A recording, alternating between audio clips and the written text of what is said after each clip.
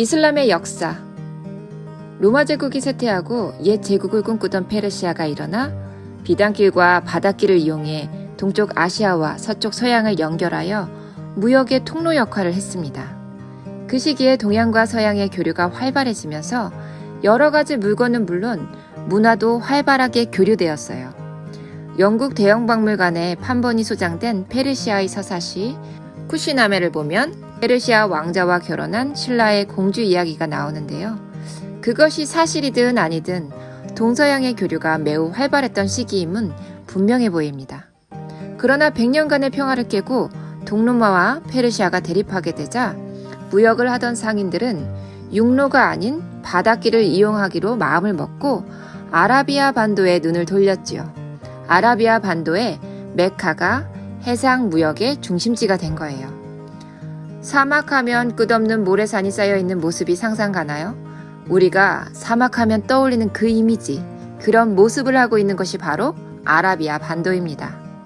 이들 아라비아 반도의 아랍인들은 아브라함과 하갈 사이에 태어난 이스마엘의 자손들로 알려져 있습니다. 사막에서 사는 사람들은 오아시스 주변에 모여서 마을을 이루거나 부족을 이루어 살고 있었죠. 작은 오아시스 주변에는 작은 마을, 큰 오아시스 부근에는 큰 마을이 만들어지곤 했습니다.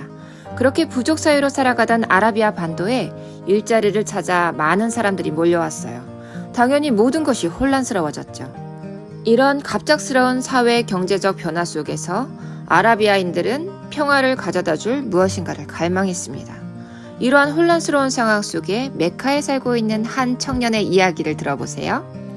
그의 이름은 무함마드. 아버지에게 약간의 재산을 물려받기는 했지만 부유하지 않았던 그는 메카에 살고 있는 상인이었습니다.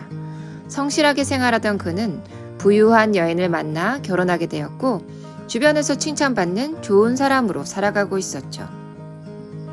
그러던 어느 날 메카 근처 히라산 동굴에서 명상을 하고 있던 중에 신의 계시를 받았습니다. 당시 아라비아 반도는 여러 신을 섬기는 다신교였지만 이렇게 예언자가 된 무함마드는 신은 오직 알라뿐이며 알라에게 절대 복종하라고 외쳤어요. 하지만 모두에게 환영받지는 못했어요. 메카의 힘 있는 귀족들은 이 새로운 종교를 못마땅히 했으니까요. 당연한 일이죠. 무함마드가 힘을 얻으면 자기들이 위태로워질 수 있으니까요. 그래서 귀족들은 무함마드를 박해했습니다. 무함마드는 박해를 피해 메디나로 도망갔어요. 그들은 이것을 헤지라라고 부르며 기원 원년으로 삼아요. 이슬람의 시작이라고 봅니다. 기독교에서 예수님이 태어난 해를 기원 원년으로 삼는 것과 같은 이치예요. 이 무함마드가 지금의 이슬람교의 창시자예요. 이슬람은 복종이란 뜻으로 알라에게 절대 복종하는 것이 그들의 율법이에요. 그리고 그 이슬람교를 믿는 사람들을 무슬림이라고 불러요. 무함마드는 메디나에서 종교를 기반으로 한 새로운 공동체를 건설합니다.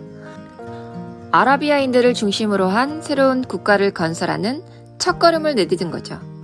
그리고 드디어 630년 무함마드는 메카를 정복하고 전 아라비아 반도를 통일해요.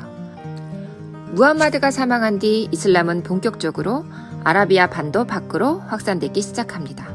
이슬람의 확산이란 군사적인 정복과 함께 종교로서의 이슬람과 그를 포함한 이슬람 문화가 확산되는 것을 의미합니다.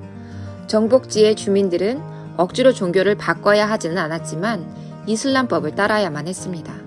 그들의 성지로 추앙되는 메카에는 거대한 모스크에 둘러싸여 있는 카바라는 검은색의 구조물이 있답니다. 사실 그 안에는 별다른 것이 없다고 해요. 전설에 의하면 이스마엘이 알라의 명을 받고 창건한 것으로 알려져 있어요.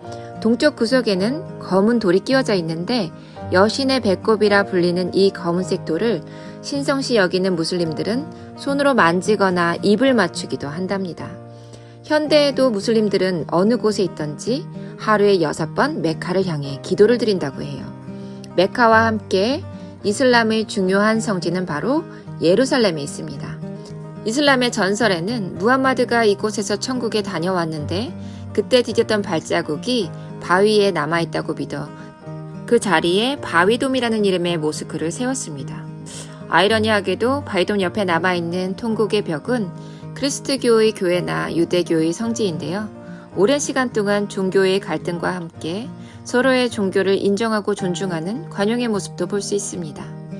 코란은 이슬람의 예언자 무함마드가 신의 계시를 받아 엮은 책으로 이슬람교의 경전입니다. 세계에 영향력을 끼친, 여전히 막강한 영향력을 끼치고 있는 이슬람의 탄생에 대해서 이야기해보았습니다. 이슬람교가 혼란 속에서 새로운 질서를 갈망했던 아라비아 반도의 사람들을 하나로 묶는 강력한 힘을 발휘하여 그들을 국가라는 이름으로 발전하게 한 것을 볼 수 있습니다. 역사상 종교는 매우 빈번하게 정치에 활용되기도 하죠.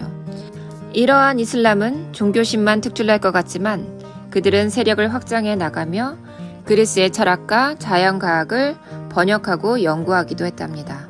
우리가 아라비아 숫자라고 부르고 매일매일 사용하는 십진법 숫자 체계를 발명한 곳도 바로 이곳 아라비아랍니다. 실제로 7, 8세기 이슬람은 세계로 그 세력을 넓혀가며 화려한 문화를 꽃피웠는데 그 시대의 유럽보다도 더 앞서갔던 것으로 보입니다. 꼬리에 꼬리를 무는 이야기들, 동서양의 사람들이 등장하는 천일야화는 우리가 잘 알고 있는 아라비안 나이트, 신드바드 모험 등의 신기하고도 재미있는 이야기들로 가득 차 있답니다. 이것만 보아도 이슬람 문화가 상당히 발달해 있었다는 것을 미루어 짐작할 수 있습니다. 종교라는 강한 힘으로 묶여져 있는 곳 이슬람. 여전히 우리와 함께 세계 속에 공존하고 있는 이슬람. 기독교와 비슷하기도 하고 아주 다르게도 느껴지는 이슬람. 오늘은 이슬람의 역사 이야기였습니다.